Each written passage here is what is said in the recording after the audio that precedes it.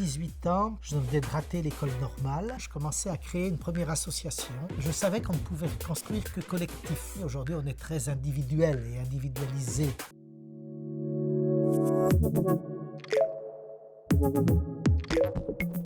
Bonjour, Serge Barcellini, président général du Souvenir français, principale association mémorielle en France, contrôleur général des armées du cadre de réserve. Bienvenue sur Papillon Action.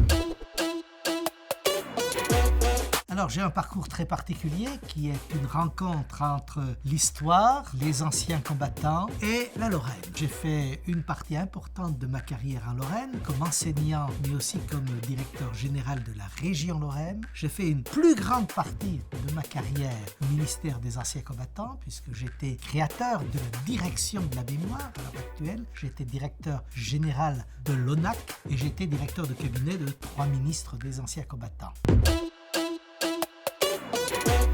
Le Souvenir français est une très ancienne association. Elle a été créée en 1887. Elle s'intéresse à la sauvegarde de la mémoire combattante de la France. Ça veut dire que le Souvenir français a été créé par cette volonté de la République d'enraciner la mémoire de 1870 qui permettait à la République de mobiliser autour d'elle la jeunesse et tout très simplement les citoyens.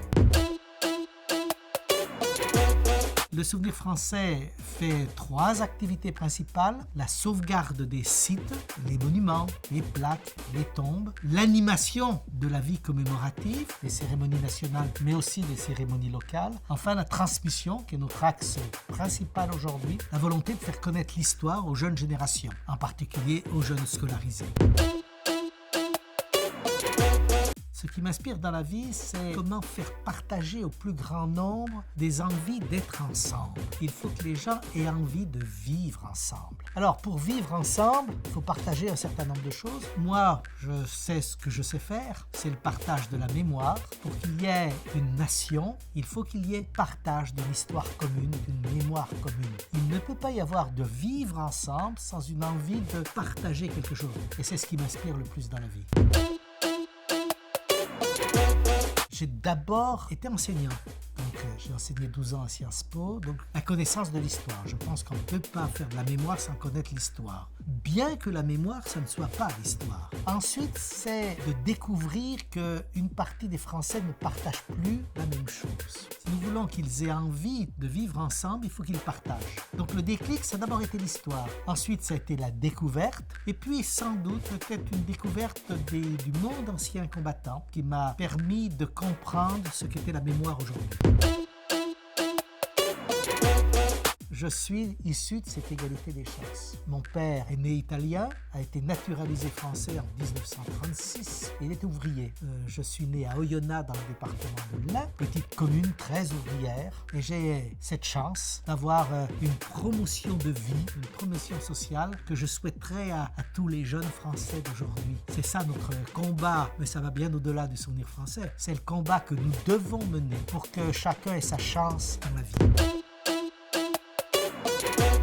Je suis par exemple très favorable aux EPID, ces établissements qui ont été créés par l'armée pour récupérer des jeunes qui sont découverts à l'âge de 16 ans comme déjà analphabètes. Et donc il faut essentiellement faire un effort. L'armée peut le faire. La société civile doit aider l'armée quelque part à le faire. C'est ce pari de l'avenir qui doit être tenté et mené.